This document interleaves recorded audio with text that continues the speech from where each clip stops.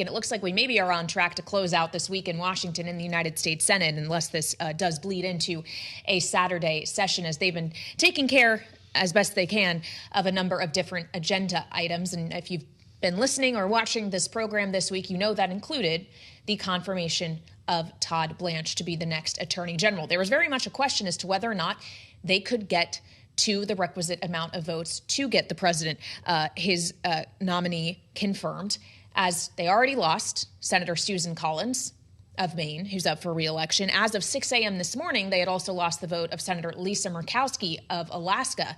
And those were the only two votes they could afford to lose. A third would have tanked the nomination for the first time we've seen in decades. So it was all up to Senator Bill Cassidy of Louisiana, who took to the Senate floor in dramatic fashion to announce that indeed he would be a yes.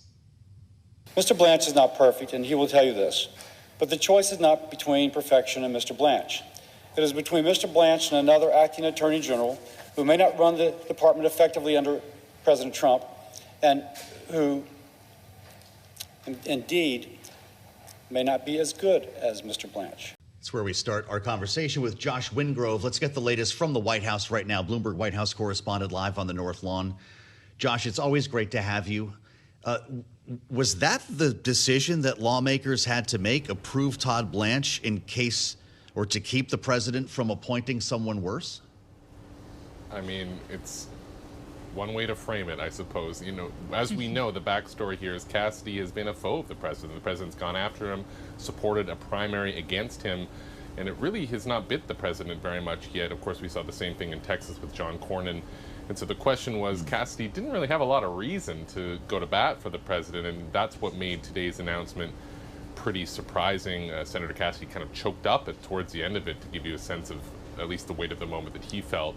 But Trump world had been pressing for this, both sort of acknowledging that Blanche has been at risk, but also expressing confidence that in the end he would be confirmed, including, of course, after that deal to get him out of committee. And so in some ways, I think they'll be taking a victory lap here, but not be too surprised on it.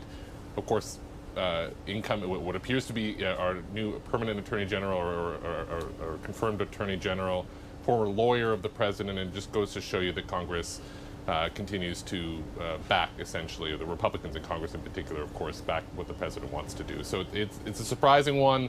I suppose you could say in some ways Murkowski's announcement nodded to it, in that she might not have come out with her no vote had she not known that she had the wiggle room to do that. But that's just pure speculation on my part as I melt here like an ice cream cone on the North Lawn here on this Friday. But yeah, certainly they're going to be celebrating him in the building behind me. Yep. Yes, indeed. We appreciate you suffering the elements for us. And one wing of the building behind you, of course, is not visible to our audience on television, and it's not visible unless from above. There's just a giant hole in the ground where the East Wing used to be. That, of course, is where the president wants to construct his ballroom, and a judge today ruled if he wants to continue to do that above ground, he must get the authorization of Congress. Cue President Trump taking to Truth Social, Josh, to pledge to take this case all the way to the Supreme Court. What do you make of that? I think he continues to be very focused on the renovations on this building. Not only that, but the helipad, which we saw reporting, of course, this week, that they've been kind of ripping it up to go restart what he's doing. The risk for the president here is this is muddying his message, right? So he's going to take this to the Supreme Court, essentially keeps the fight going. He's talking about it on the stump. I was with him when he gave a speech in Vegas a couple of days ago. And that speech really focused on what he casts as the strength of the economy. He's talking about Iran and hoping it will end soon. He veers into the renovation projects regularly, including the ballroom. And the question is whether that is, ultimately what voters will respond to, right? Polls are showing voters are very frustrated with the state of the economy, that Trump is underwater on his handling of the economy, which is normally a strong suit for him in polls, and that his overall approval rating is at or near all-time lows. Trump dismisses these polls as fake. But I just think what we're going to continue to see as this legal fight drags on is just a profile from it, whether it's those or the reflecting pool, I should add. And the president just continues to be very interested in them. So I don't think I'm not surprised that he's going all the way to the Supreme Court. We'll see what they say. They've given him a lot of leeway to date, and so read into that what you will. But the saga on the ballroom will continue to go, and the president just keeps wanting to talk about it. Can we ask quickly about jobs? Josh, this is a big story today, and we're about to talk to Jared Bernstein, who you used to speak with pretty often in the Biden administration, to get his take on these numbers. I haven't seen anything. Maybe I've missed it from the president. Are they celebrating this report to the extent that Wall Street is? Yeah, I mean, Jared stood here often during the Biden administration, so I'm trying to keep his podium warm here at the Bloomberg tent.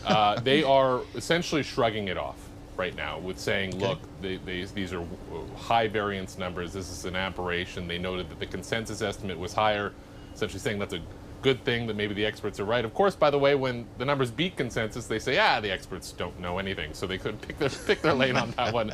We'll see. But right now, I think Trump, one revealing comment from Hassett today is that one of the only economic indicators he says he's looking at is that unemployment rate. Kaylee, I believe you alluded to that earlier, and I think that is telling right now. Trump likes to talk about the strength of the stock market, all-time highs, all that.